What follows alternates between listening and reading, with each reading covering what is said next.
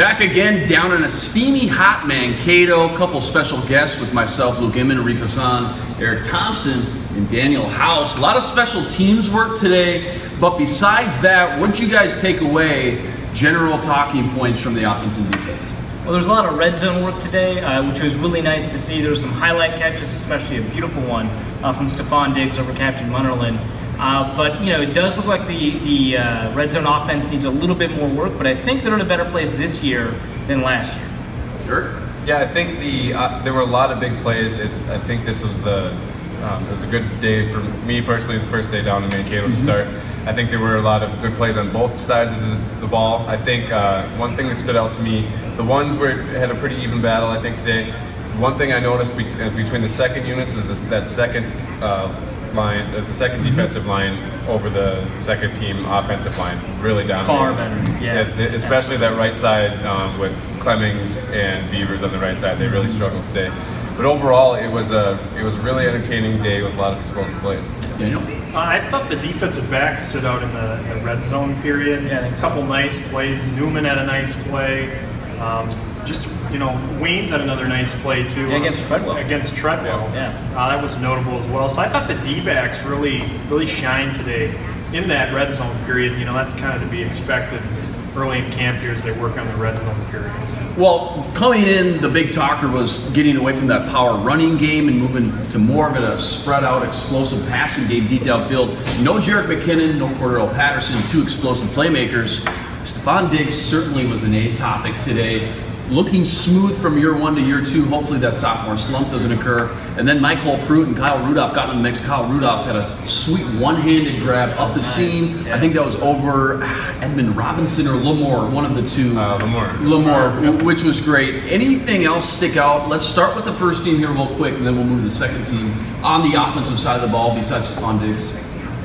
I think the fact that Michael Pruitt got so many snaps, they ran a lot of the 22 personnel today. They're running a lot of big sets. They didn't spread it out very much. I saw a couple times for a few snaps in the walkthrough that they did. They had 3-4 receiver sets, and that's when Treadwell did get a look with the ones. He was mostly with the second team today. I think just the overall, seems like, you know, we were talking about trying to get away from the run. I think they still are focusing on the basics. There's a lot of underneath things. I think Stephon Diggs was the target of at least 60% of Teddy's passes today, for good reason, because he was getting open, especially underneath. Yeah, it was there on the slants and underneath all day, and he was going for the best option. And I think another thing that stood out to me after that first team offense was I'm sure we'll touch more on this, was the backup quarterback situation. Yeah. It's looking more and more grim by the day. Yeah. Right. Daniel? I would say Teddy's overall performance today I thought was pretty good. Made all the throws underneath. He had a notable throw up the sidelines to Adam Thielen, pretty good touch on the pass, deep ball. I thought Teddy actually probably had one of his best days. Yeah, it's interesting that you say that, given that he threw 2 interceptions. Neither of them, you would argue, were really his fault. One bounced off the hands of Matt Asiata. The other one was batted at the line of scrimmage. But if you take a look at the individual throws that Teddy threw, pretty good. Yeah, I mean, and a lot of that was, you know, like you said, other errors that occurred just when he was throwing the ball to his teammate. Yeah. I mean, overall, I thought he had a really good day individually. You know, you did see a lot of Jarius Wright at all the first few days. It seems like they put Diggs in the slot, which is something you'll probably see a lot during the actual season as a whole with the first team units, both of them. Seems like we kind of know what we got for the most part. I don't see a lot changing. The second team, though, a couple guys starting to jump out, and it's credit to Rick Spielman bringing in another solid draft class. But guys from David Morgan, the tight end from San Antonio, a couple linebackers in the mix like Edmund Robinson, and then still watching guys like Trey Waynes and Laquan Treadwell. We know they don't bring these rookies along very fast. They're taking their time. Seeing both those former first-round picks go at it. Interesting stories. What did you guys take away from the second team? Yeah, I think the rookies that are still getting the second team snaps, and it's a luxury that the Vikings can actually afford. A lot of these teams, they draft the first round guys, and no matter how they're performing, they have to throw them in because there's no one in front of them to really challenge them. With the Vikings, both at wide receiver and corner, they have enough personnel right now, at least, to bring them along as slowly as they want. I think Waynes will start seeing some more first team snaps. I think they're bringing him along. Slowly they'll rotate people in and out as the week goes along, I think. but it's a really nice luxury to have. And another second-team guy I thought that really stood out today was Justin Tratow. I think he had a really good. He had a great day. He made the second-team offensive line's day very long on a lot of occasions. It's fun to see him because he's kind of worked his way up from the third team last year, got some starting time, was actually cut, brought back after like week 1 or week 2, got some starting time, can't remember who was injured or hurt, and just finds a way to make some plays when he's getting in the rotation. So great to see a guy like that really kind of solidifying his role with the second team. Daniel? I would say on the second team, I liked Mac Alexander today. I think this may have been his first good day. Good day, yeah. Against the wide receivers, they were doing a little DB wide receiver work. Mac Alexander actually shut the door 3 times in that drill. Looked really good. I also thought Trey Waynes played a little bit better today. I think he's getting better every day. You see guys, with the second team unit, some of those younger guys, every day seems to look a little bit better when you're analyzing some of those defensive players especially. Yeah, I think Wade's had a lot of good reps in the red zone. He had a couple of really nice plays where he timed his jump perfectly against Treadwell and had a couple of nice pass breakups. And it was fun to see Treadwell down in the red zone, physical. Boy, does he look strong in the run blocking game, something that we knew was going to come up. But just to see it come to fruition live was something certainly cool to see. And we were breaking down some Wayne's tape earlier. It seems like he was a guy who actually the strength was the deep ball. It's the short and intermediate routes where he's there step for step. He's just going to have to start making some plays on the ball. And I think, hopefully, usually how it goes, year 1 to year 2, these guys' heads aren't spinning quite as much. I'm going to throw a curveball at you guys. 90 guys on the roster as of now. Who is one name that could be a surprise cut of the first wave that maybe you're not thinking, or maybe fans might need to think about? I'm going to throw 2 possibilities at you. Mobo. The Mobo watch is real. Seems like he's either great one day or he's horrible. He just could be too far behind and to have too much catching up to do to make that final roster in that practice squad. That could be a surprise.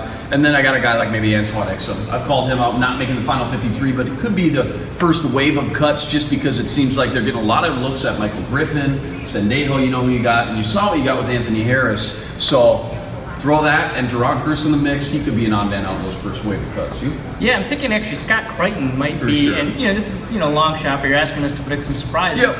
But I could see Scott Crichton in the first wave of cuts. If he doesn't flash enough at defensive tackle, the Vikings are very deep at 3 technique with Tom Johnson behind Sharif Floyd.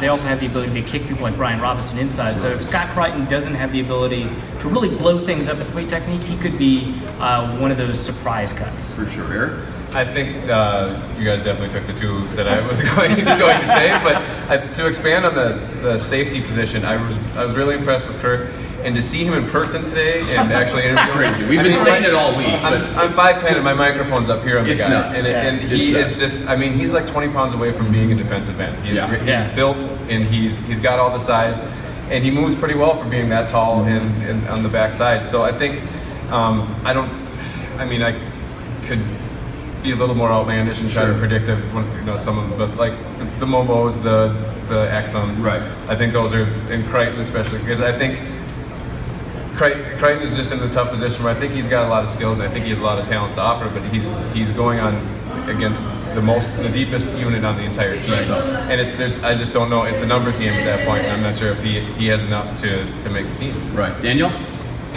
Everybody kind of stole my thunder, but I'm going to go in a different direction. I'm wondering, how could Cordero Patterson's absence affect how the coaches evaluate Patterson's spot on this roster? That's a hot question right now. I would find it surprising if he was an early round cut, but I think that if he stays injured throughout the process, he won't be early round. But looking forward. Well, it's the whole Zimmer, you can't make the club from the tub, and he's lived up to that on several occasions in the past. Rip Josh Robinson. Right. It reminds me a little bit, though, of the Marcus Sherrills. It seems like he's not even a guy I'm thinking about making the 53. It seems like he's solidified his 53-man spot, not only from what he's done previously in past years, but because of the punt return role. And I feel like they love the continuity and consistency, knowing what they get with Sherrills. Patterson offering that ability as a kick returner. Certainly there are other options, McKinnon or Thielen, but I think Sherrills himself. But I think that they like the explosive and big play mentality with a guy like Patterson, even just on kickoff returns. What are we expecting from the next few days here, guys?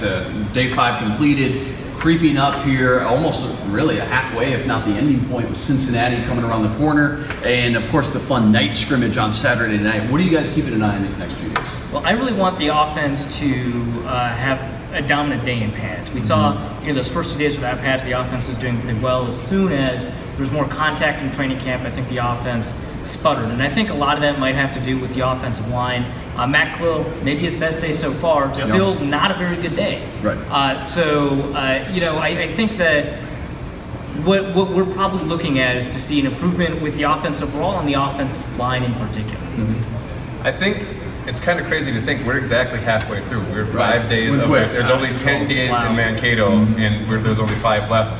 I think one of the biggest things I'm looking for is it's almost been too much of continuity along the depth charts. The 1s and 2s have kind of been a little too defined for my liking this early in camp. So I'd like to see a little more rotation. I know they've been rotating certain positions. They've been alternating the centers between Sullivan and Berger. There've been a couple changes in the linebacker position.